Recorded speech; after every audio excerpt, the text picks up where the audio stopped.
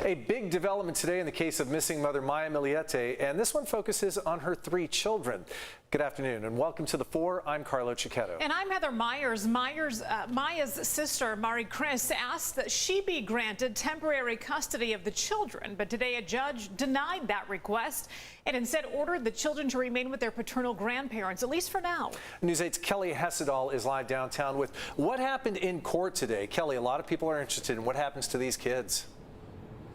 Yeah, absolutely. Well, I can tell you cameras weren't allowed inside the courtroom, but I was allowed to sit in on the hearing, and it was pretty tense. I mean, it went on for about an hour, and the person who did most of the talking was Mary Chris's attorney.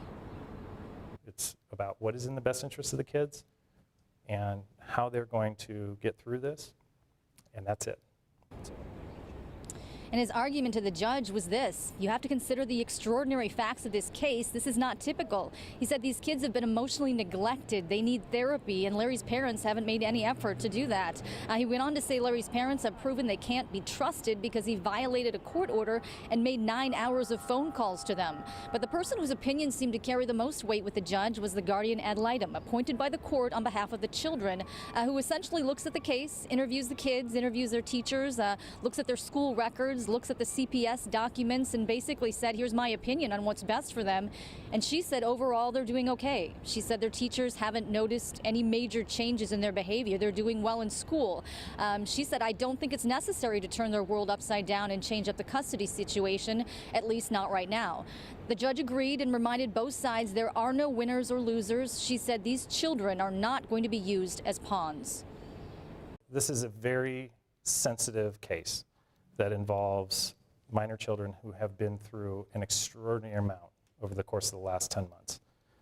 In our court hearing, the court ordered that neither the paternal grandparents, my client, or really anybody else associated with the case is to make any statements to the children about this case or the criminal case.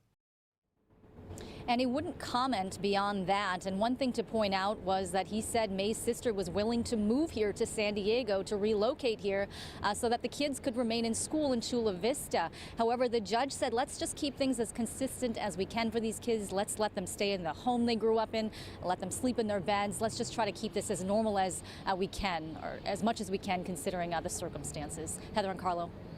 Well, we do want to ask, though, about visitation, because we understand that the children have not seen their mother's side of the family since she was reported missing, which has almost been a year now.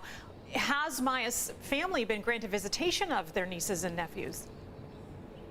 Yeah, and that was the one bright spot for May's family in this hearing, is that the judge allowed regular visitation for Maya's family. So every Sunday from 12 to 5 p.m., they will be allowed to visit the 3 children here in San Diego. And as you mentioned, I mean, they haven't really seen the kids in almost a year. Now, keep in mind, though, this again was a temporary custody hearing today. A permanent custody hearing is set for January. All right, Kelly Hessedal reporting live. I know a lot of people surprised at this ruling somewhat, but if you listen to the court's reasoning, you can understand it. It appears the kids are doing well, and that's all of our concern. Kelly Hessedal, thanks.